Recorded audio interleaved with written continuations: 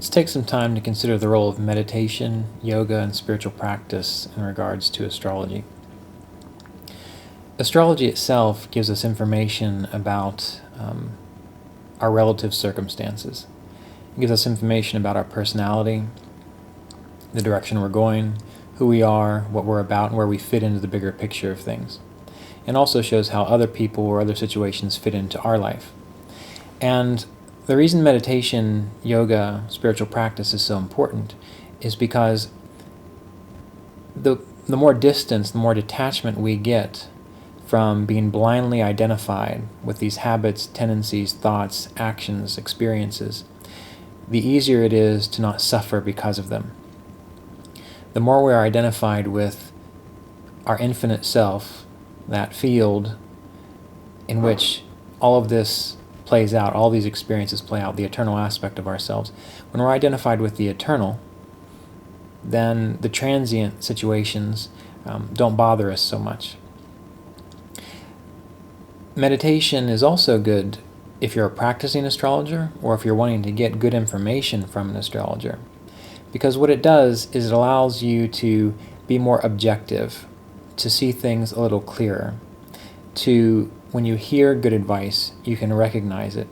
Also, if you're an astrologer and you're researching a chart, it organizes your mind and your nervous system and the rest of your consciousness so that when you're looking at a chart and you recognize something that is true, you have better recognition. So you're not just guessing. Your mind is clear and organized. So when you look at all of the things that it takes to synthesize an astrological chart, you've got a better chance of making a good assessment. When you're scattered, confused, or distracted, there's too much to look at in astrology to make a good assessment. You have to look at the house lords, the situation of the planets, the avashtas, the dashas. You have to look at all these things from multiple angles, add that with the vargas, and there's so much to conceive of, to conceptualize, that it can be overwhelming to someone who doesn't have a clear, calm mind to be able to pick it apart. Yoga and meditation also develops discernment, and the more discerning you are, the better you will be at astrology, and the more discerning you are, the better you will be able to benefit from advice you get from an astrologer. And this is one of those reasons why having a good fifth house, well-supported fifth house lord, well-supported possibly Jupiter, these things can help us be a good astrologer and also give good information because they give us that broad-mindedness and that clarity and that ability to understand what it is we're looking at or what we're hearing. Meditation also helps us because when we're blindly identified with our habits and our tendencies and our personality, it's hard for us to change. And so when we meditate, we're able to see that when I live a certain way, when I do a certain thing, when I think a certain thought repeatedly, these are the results that I get. And when you're sitting, contemplating, and you get that aha moment where that just blossoms within your mind and consciousness, that makes it easier for you to change because you realize you're not this little person. You realize that you're not going to lose everything if a certain aspect of your life changes, that things continue onward.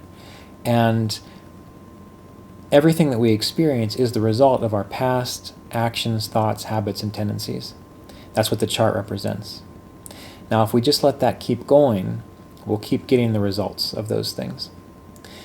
But if we can pull back and say, all right, so this astrologer is telling me that the reason I have bad relationships is maybe because I'm selfish, or my expectations are too high of people, or I get too easily frustrated. If you can hear that and say, well, maybe I need to change, then you have a better chance of changing your relationships. If you don't have that kind of objectivity, or you're too invested in who you are or that you are right, your relationships will continue in the same way because you'll keep being selfish, you'll keep being frustrated, you'll keep having high expectations, and it just makes everything go sour in regards to relationships.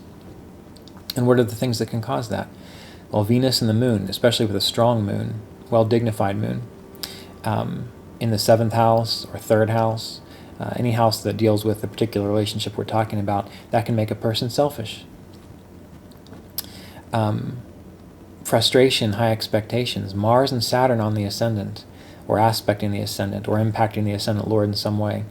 That can give too high of expectations, which again causes that frustration and lack of peace.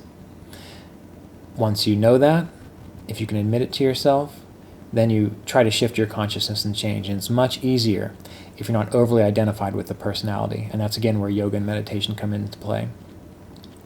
Now, some things you just have to wait out, meaning that maybe you put a karma into action, or you thought a certain thing, or you went a certain direction, and it started a snowball effect of events. And maybe that event can't be turned backwards. For example, if you run through a patch of poison ivy, which here in the US is a plant that causes a pretty nasty rash when you touch it. If you run through that and you don't wash off immediately, what happens? Well, tomorrow you're going to get a really nasty rash, and it's going to be there for 7 to 10 days. Not much you can do about it. You just have to wait it out. Some karmas are like that. Other karmas, maybe we can reverse. Maybe there's a particular disease that we have that's the result of inactivity or poor diet. Changing the diet, changing the activity, that can help to reverse that karma. So with meditation, with detachment, with greater self-awareness, we can learn to see what is it that we can change, or what is it that we just have to wait out. You know, with the poison ivy example, you can't run backwards through the bush of poison ivy and your rash goes away. It'd be great if that was the case, but it's not. But you have to wait it out. And even the great saints and sages experience difficulty within their life because they're in this physical realm where we have this duality of light and dark, change, ups and downs. And what's the difference between them and people who suffer greatly? They realize that's part of being here, that things will come and they will go. And they are internally focused on the self, on that infinite consciousness which is eternal and changeless. And they're not focused on that specific transient event. Think about when you're reading a book. When you're reading a book, you are so engrossed in the story that you could be on the couch or in a chair or in a library and people can be walking by, birds can be singing outside, maybe the TV or television's on in the next room, but you don't care because you're so engrossed in that story. That's how it is with our birth chart. We get so engrossed in that particular story that we forget that if we put down the book, maybe we can engage something else or some other process. So this is why it's so important. And in the Yoga Sutras, I believe even in Buddhism, although I'm by no means know that much about Buddhism, but in the Yoga Sutras, the idea of detachment is key. Not because people or the yogis want you to suffer and give up all the good things in your life. Detachment is key because if you're so identified with your body, personality, mind, makeup, astrological influences, then you don't have the latitude to see that you can make another choice. In the Yoga Sutras, the reason we practice detachment is because once we can let go of attachment to this personality and this mind and this consciousness, this individualized consciousness, then we're free to experience the rest of us. We're free to experience the totality of our being because we're not so fixated on this little point in space, this little point that's experiencing me talking or the environment that you're in. So detachment's very good in a number of situations, but particularly with astrology because it gives you distance, allows you to see what you need to change, and hopefully empower you to make those choices. And that might be difficult. You might have to really psych yourself up and talk yourself into it or get yourself a coach who can motivate you and allow you to see that it's worth it.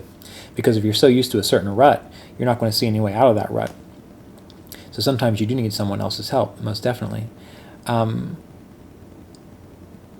Also, when you are counseling someone, we need to remember, when you're counseling someone astrologically, that they may not have awareness of what you're talking about. It might be obvious in their life. Their friends know it, their family knows it, but you share it with them and they still say, no, that's not true. But the more you get to know them, you realize that it is true. And when you have detachment, when you have that capacity to step back and just let them be who they are, you share the information as you need it, or as they need it, I should say. If they don't agree, maybe it's wrong. That's possible. But if there's confirmation showing that it's right, You get that detachment, you just let it go. And they say 6 months, a year and a half later, even longer, they may contact you and say, remember what you were talking about? Well, I finally see it, that's the case. It's been brought to my awareness, I'm ready to work on it. And in that situation, now you have the green light or the go-ahead to talk about how to work with it. This is important because your role as an astrologer is not to tell someone what to do. Your role is to see as clearly as possible what's there. Once you can do that, you share it as clearly as possible. Again, trusting that the information is appropriate. Once you can do that, you establish a good working relationship with your astrological client, the person that's coming to you for advice. And in time, that rapport or that bond can grow stronger. So when they ask you a question, you're clear, you're subjective, they trust you. They're not putting on any expectations. They really just want to know the truth of the matter. And as long as you're not invested in giving them advice that they want to hear, but you just want to share what is most important for them, that'll come through. They may not like it. Well, they might, but they may not like it at first. But if you share it with sincerity, if you share it from a place of integrity, then they can digest it and choose to do with it what they want. And if they've been meditating, hopefully they'll respond to it in a way that will be helpful for them, transformational for them. If you have been meditating, well, then you're not concerned with the results. You've done your work, you've passed it on. And as an astrologer, we always have to remember that you cannot live a client's life. You can just share what is there, and then they have to make the decisions after that. What kind of meditation is good? Well, any kind of meditation that keeps you alert and awake and clear. Chakra meditation is good, chanting through the chakras, circulating life force through the chakras. These are all Kriya techniques, which I'm familiar with. And if you want to explore those, there's numerous organizations that teach those. You can also go to my YouTube channel, Kriya Yoga Online, KRIYAYOGA Online. And there's actually a series of videos there that goes through those practices. Or you can get the book, Kriya Yoga, Continuing the Lineage of Enlightenment, where we also talk about that. So these are important. Why? Because by circulating consciously life force, your awareness through the chakras, you neutralize or release attachments that don't need to be there. You learn to pull into your center so that you can see clearly, so that you can know what you are, make better choices. And all of this is extremely important, again, both in regards to getting an astrological session, so that you get good information, you can recognize good information. And you need to trust yourself on that, because maybe you'll go to an astrologer and what you hear doesn't resonate with you at all, doesn't make sense. You need to trust yourself and say, yeah, I don't think that's right, so maybe that's not the astrologer or the approach for you. Also, as the astrologer, you learn to experience what is true the clearer you are. So you're not colored by your own personality, by your own characteristics, by your own preferences. Because when you interact with people in an astrological practice, they're coming from varied and diverse backgrounds. And so their ideas of culture, their ideas of how things should be will be totally different than what you might think. And that's fine, because you have to have that objective view to speak to them where they are. And again, meditation helps with this, especially circulating through the chakras, life force through the spine. It gives you that latitude and that freedom to not get caught up in your attachments. So this is the benefit of meditation. So I highly recommend taking up a regular meditation practice, daily or twice a day. Especially before you start doing any kind of astrological work or study or get a session. Move into that space of clarity. How you do that is up to you. You can contact me for specific recommendations of what I do, but again, find your own way, find your own path, as long as it leads you to clarity, peace, and a little more understanding.